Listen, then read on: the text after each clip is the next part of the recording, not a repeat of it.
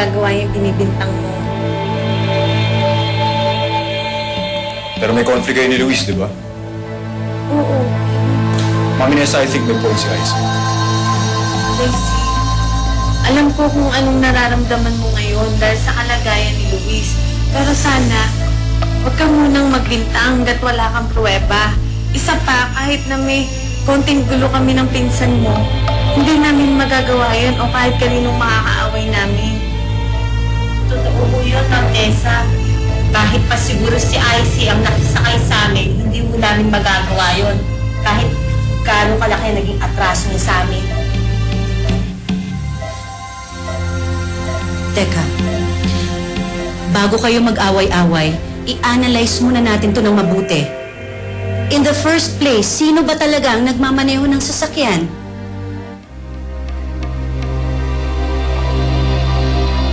Oh, bakit hindi kayo makasagot? Si Miguel po. Kaya imposible na sinadya namin yung aksidente.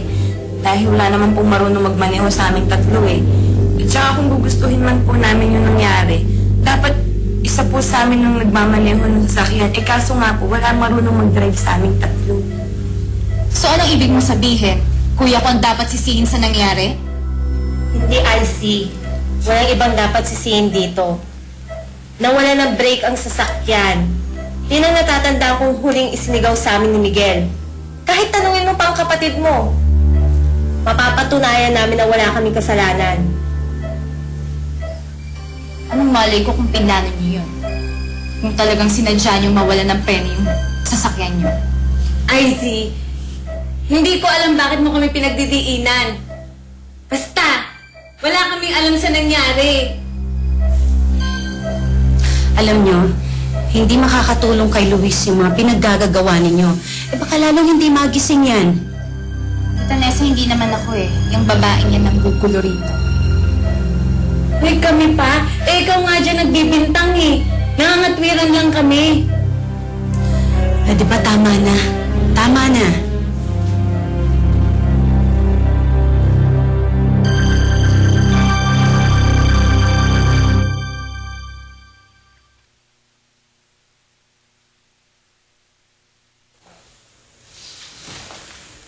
Michael? Che, Kamusta pakiramdam mo? okay ako. Sobrang okay, siyempre. Nandito ka eh. Kala ko kasi talagang iniwanan mo na ako. Huwag ka na nga magbiro. Tapatin mo nga ako. May sakit ka ba?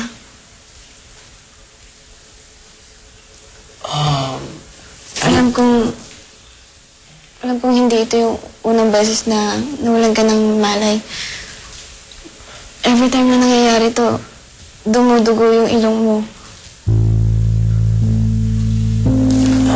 Wala yun kasi sobrang init lang ngayon, di ba? Pero sabi ng nurse, parang tandaan daw yun ng malalang sakit.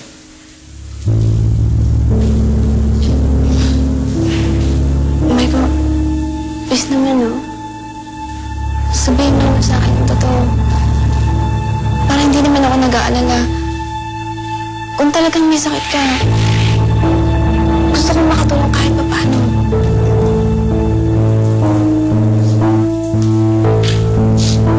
Che.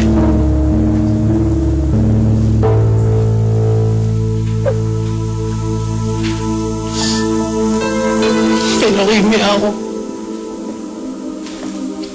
Anong sabi mo?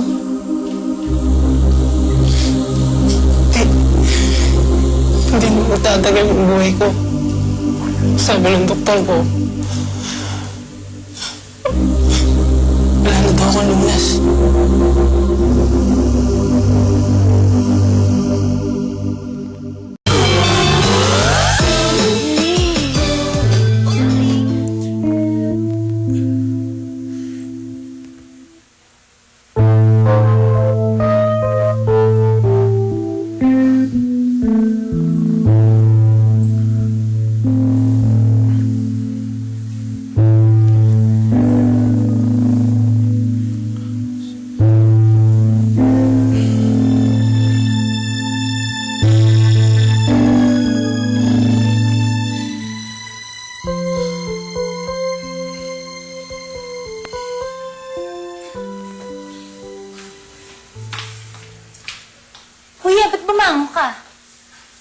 makita si Luis.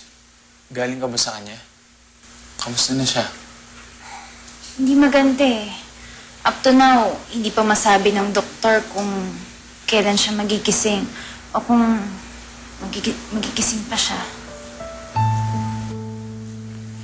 Oh, saan ka pupunta? Punta ako si Luis. Ano ka ba? Huwag muna. Saka na lang. Bakit? Eh, nandun kasi si Tita Nese. Tsaka alam na niya na ikaw yung nagpaneho nung kotse niya na Rochelle na aksidente kayo. Baka sisihin ka nila kapag nakita ka nila eh. Naman nila ako sisisihin, wala naman ako kasalanan ha. Tsaka walang preno yung sasakyan eh. Alam mo, Ayos, hindi ko pa rin alam kung bakit nawalan ng preno yun.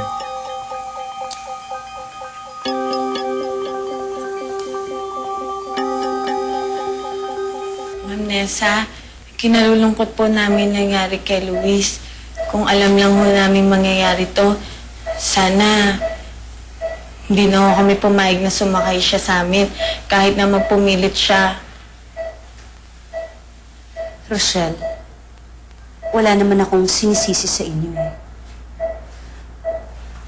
Nag-aalala lang ako sa kalagayan ni Luis. Hindi pwedeng may mangyaring masama sa kanya dahil kargo ko siya. Huwag kayong mag-alala. Pagdarasal ho namin siya, sinisiguro ko ho sa inyong gagaling siya. Rochelle, pasensya na pero kung po pwede, iwan mo muna kami ng Mami Nessa ko. Hindi ka na. Ayoko muna sanang iwan si Ma'am Nessa. Nandiyan naman si JC eh. Tsaka pinapaalis na nila tayo. Tara na.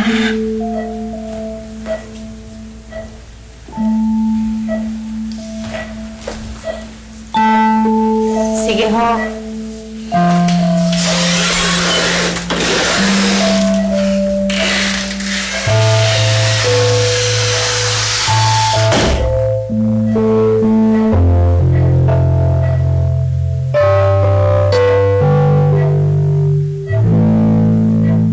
Alam mo, hindi pa rin ako agree na kausapin mo ngayon si Maiko. Mas maganda kung magpalamig ka muna. O kaya, bigyan mo siya ng space para makapag-isip-isip siya. Hindi ko kaya, Grace.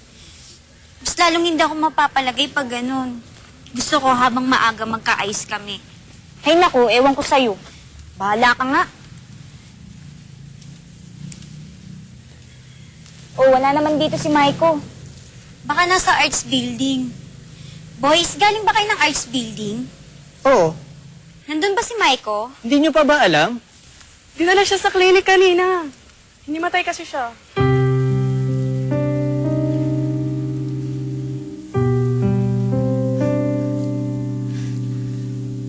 Huwag ka na bibiro ng ganyan.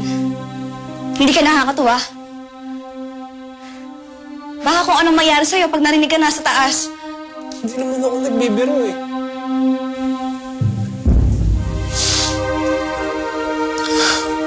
Alam mo, malala na yung lagay ko.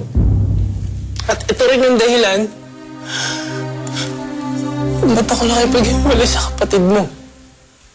Sandaling panahon na lang ipalalagi ko rito sa mundo. Kaya gusto ko sanang maging masaya habang di pa huling lahat.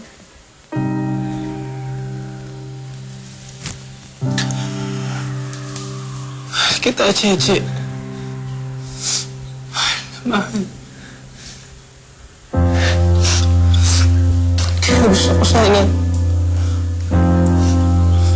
makasama ka sa panghuling araw ng buhay ko.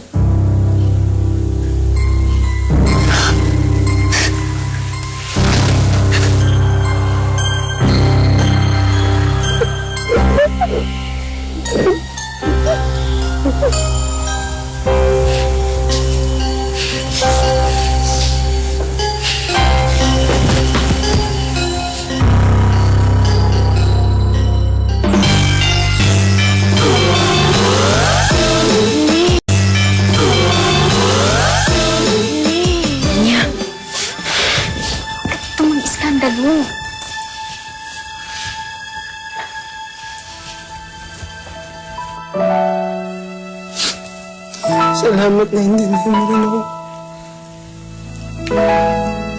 Naiintindihan kita, Michael. Pero sana, naiintindihan mo din ako. Mahal kita. Pero mahal ko din kapatid ko.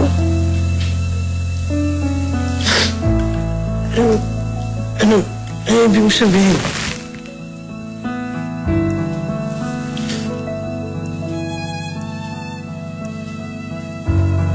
Hindi kita pipilitin makipagbalikan kay Danica. Pero hindi pa rin tayo pwedeng maging...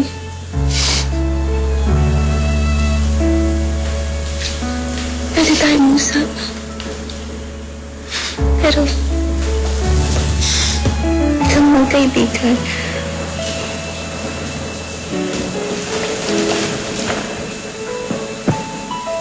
Gusto mo akong makasama.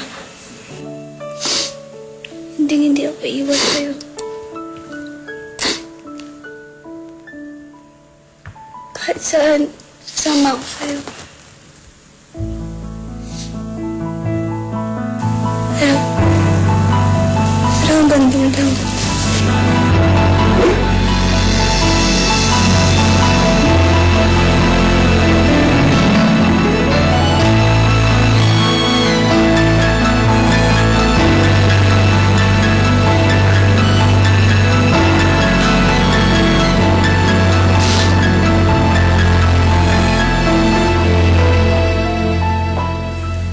Mukha namang di naniniwala si Ma'am Nessa kay IC. Kaso ang problema natin si JC. Halatang galit na galit siya. Oo nga eh. Ibang klase rin pala yung ugali ng dati mong Prince Charming, no? Hindi sila nagkakalayo ng ugali ni Izzy. Bagay na bagay nga talaga sila. Pabayaan niyo na si JC. Ang mahalaga naniniwala sa atin si Ma'am Nessa. Sunshine, kanina pa kita iniintay. Ang ginagawa mo dito? Gusto ko lang makasiguro na okay na yung kalagayan niyo. At natutuwa naman ako na ayos na kayo. Lalong-lalo ka na, Sunshine. Bakit? Nagigilty ka? Dahil kung hindi dahil sa'yo, hindi sana tayo madidisgrasya. Sunshine, alam mo hindi totoo yun, di ba? Wala ng preno yung sinasakay natin. May kasalanan ka pa rin. Dahil kung hindi ka nagpresenta yung pagmaneho kami at hinayaan mo si Chuck ang gumawa nun, hindi sana tayo madidisgrasya. Sana hindi na lang kami umalis na doon. Aarte ka pa dyan. Luyan ka sana. Naman na nga. Lika na nga. Ikaw kung ano yung pinagsasabi mo kay Miguel eh. Eh talaga naman may kasalanan to eh. Kala ko ba naniniwala ka aksidente yung nangyari? Di ba pinagtatanong pa siya kay Ma'am Nessa? Talagang sira dyan.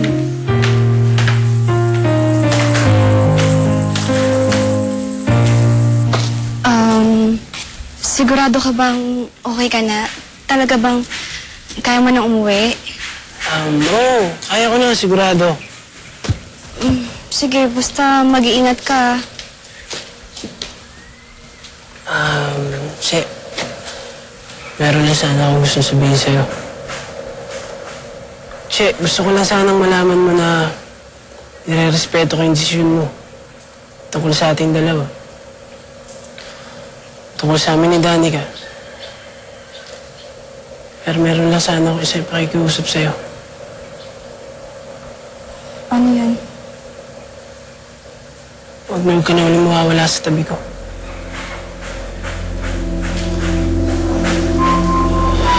Ayos lang sa akin na magkaibigan lang tayo. Pero huwag mo na ako iiwanan. Please. Promise. Nangangako.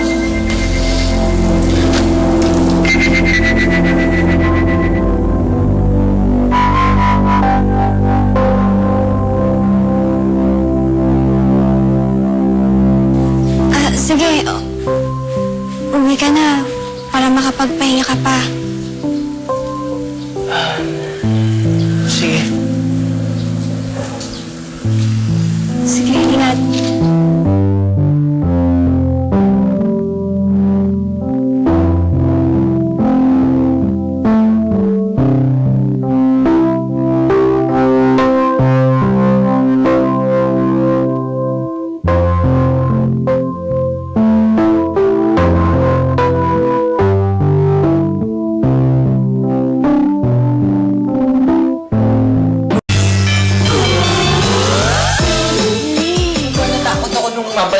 dinala ka dito sa ospital? Akala ko hindi na tayo magkikita eh. Jack, siguro swerte lang ako kaya ito, buhay pa ako. Eh si Sunshine, si Mia, ano, nakita na ba kayo? Nakita na kami. Ano? Huwag kang mag-alala, Jack. Okay sila. Galis lang naman yung natamo nila eh. Eh si Luis, kumusta? Anong lagay niya? Hindi ko pa rin nakikita si Luis eh. Nag-aalala na nga ako, Jack eh. Dapat pupunta ako. Kaya lang pinigilan ako ni Izzy. Nandun daw si JC tsaka yung tita ni Luis. Ay, hindi na ako nagpunta. Tsaka na daw. Kaya mo na, intindihin yun. Hindi mo naman gusto yung nangyari. Hindi naman yun yung dahilan eh. Ano? Si Sunshine. Pakiramdam ko, mas nadagdagan yung galit niya sa akin sa nangyari. Kasi kahit aksidente yung nangyari sa amin, paliwanag pa rin na may ginawa akong kalokohan eh. Dahil dun sa pinalabas ko na hindi ka makakarating dyan. Tapos ako yung dumating. Muna yung isipin mo, ha? Ang importante, buhay ka. Buhay si Sunshine. Kaya mo, isang araw, magkakaintindihan din kayo. Sana nga dyan. Ang tagal naman ni Edgar. Uwing-uwi na ako eh. Sino bang hindi? At sa totoo lang, kanina pa ako nangangati sa damit na to. Huwag na nga kayong mainip. Darating din yun. Tsaka nagbili naman siya. Alam mo naman yun. Pag nagsabi, tinutupad naman niya. Tsaka ayos yun para siyang mag-ayos ng mga babayaran natin dito sa ospital. Girls, sorry Medyo natagalan ako. Eh, hindi ko kasi agad naalala na babalik pa pala ako sa dorm. Para ikuha kayo ng damit niyo. Eto, bumalik pa ako. Ano, kamusta na kayo? Ayos lang. Yun, hindi pa rin ako makapaniwala sa nangyari. Ano pa talaga nangyari sa inyo? Ba't kayo nabangga? Nagkagulo ba kayo sa loob ng kotse? O naghaharutan ba kayo? O nag-aaway? Kaya, ayun, nalito si Miguel sa pagdadrive. Hindi, no? Bakit naman kami makikipagharutan sa walang yang yun? Paano kayo na-aksidente? Sabihin, kasalanan ni Miguel. Walang may kasalanan. Nawalan kami ng preno. Nawalan kayo ng preno? Posible yun. Sinit ko mabuti yung kotse bago mo pa sa inyo. Siniguro ko maayos yung kondisyon ng makina at lahat-lahat. Paano magkakaroon ng diferensya yung preno? Yun ang sabi ni Miguel bago kami mabangga. Alang-alang magsinungaling yung tao.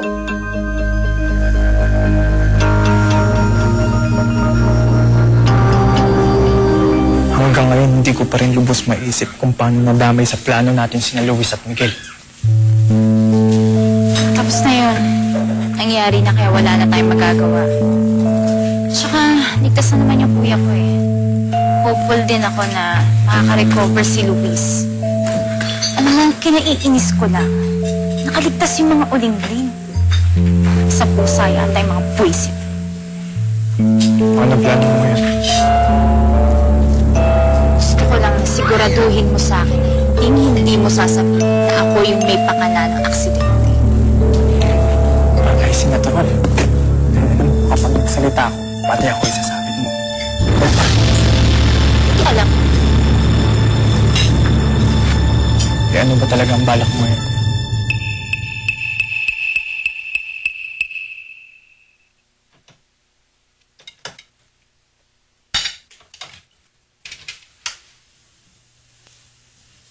Walang iya ka.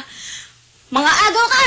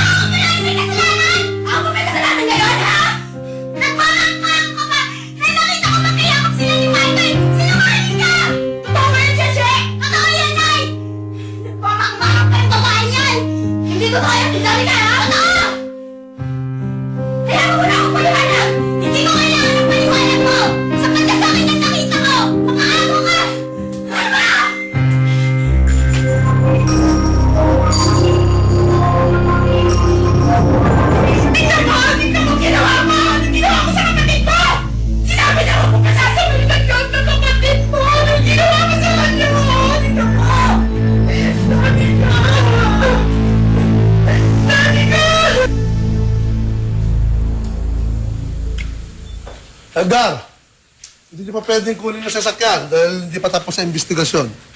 Sir, hindi naman po yun yung dahilan eh. May depresya ang preno nun. At yun ang siguradong dahilan kung bakit kayo na-disgrasya. Sir, imposible po yun.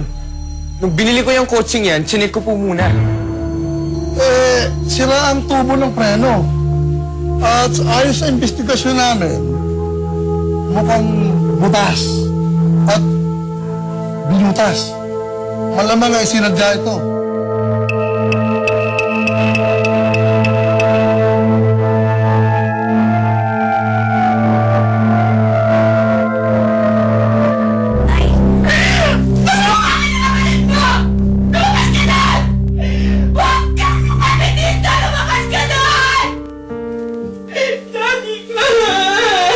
Makipagkita lang ako sa isang investigador.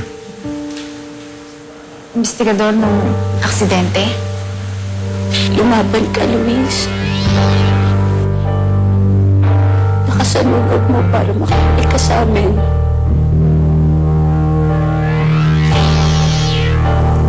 Saka mo na nang dalawin si Luis.